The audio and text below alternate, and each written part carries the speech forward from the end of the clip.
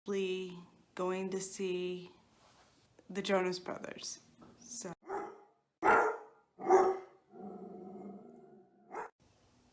hi guys. I decided for this week's video I'm going to talk about an upcoming trip I have to St. Louis, or what will be an upcoming. It's not till later this year, but not dog related. I'm actually going to see the Jonas Brothers. So, unless you've been living under a rock, they got back together a few months ago, and they're releasing an album and going on tour. So I've decided I'm going to St. Louis for two reasons. One, it's the best option economically, and it's the least hassle, and it's the shortest distance. And two, on the off chance that I do have a dog match by then, I can just piggyback this trip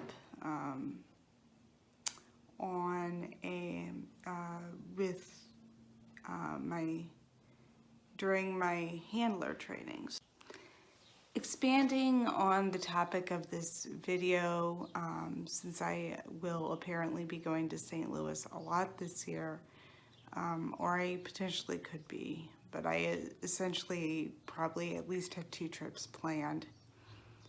The first one being at the end of this month to visit and meet up with my brother and his wife, who are coming back from a wedding. So I completely lost my train of thought here. So the thought is, and I realized I didn't really explain this well in my first clip, the thought is, if I have a dog by September, if I have a match by then, to go down there, at least do maybe either do the concert at the end before I go home that weekend, or I will do it between my training sessions, which are 2 weeks, Monday through Friday. The concert is on a Saturday, so I would be able to have time to go to the concert and give myself a bit of a break before I would have to go back and continue training the dog. So that's kind of the thought to one of the reasons I went to the concert. I chose the concert in St. Louis. So that was just kind of the thought process behind that. Is it going to work out that way? Probably not, unless I really, really get lucky and they have a dog for me in the next 6 months.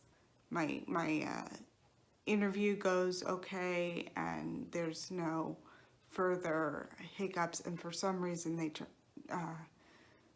turn me down, which I find, I am much more confident about this, that I find it highly unlikely they will turn me down for the program, unless for some reason they have no dog that is going to be a good fit. So, I mean, that's kind of the reasoning behind that. So, that'll work out if that happens. So, I thought that would be a good option, and the training facility is like, it's a full half-hour drive, but the venue's a little bit more downtown than the training facility, so I can manage to do that if I need to. And I have just So I'm kind of planning for both if I need to.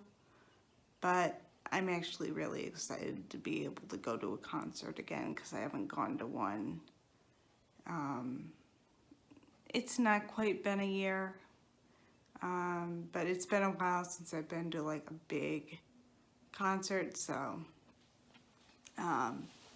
if anybody's interested about how I handle going to concerts as a disabled person, I'll do a video on that sometime. I was actually thinking about that before I was shooting this video. And so I think I'll do that sometime in the future.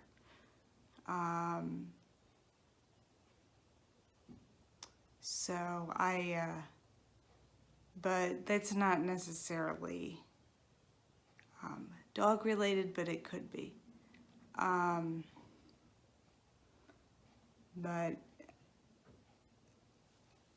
fingers crossed that does happen, but if it doesn't happen, no big deal.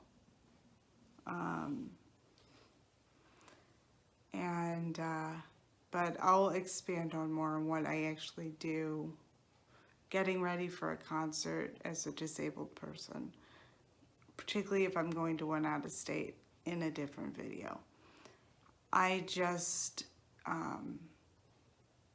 This video ended up being a lot shorter than I thought it'd be,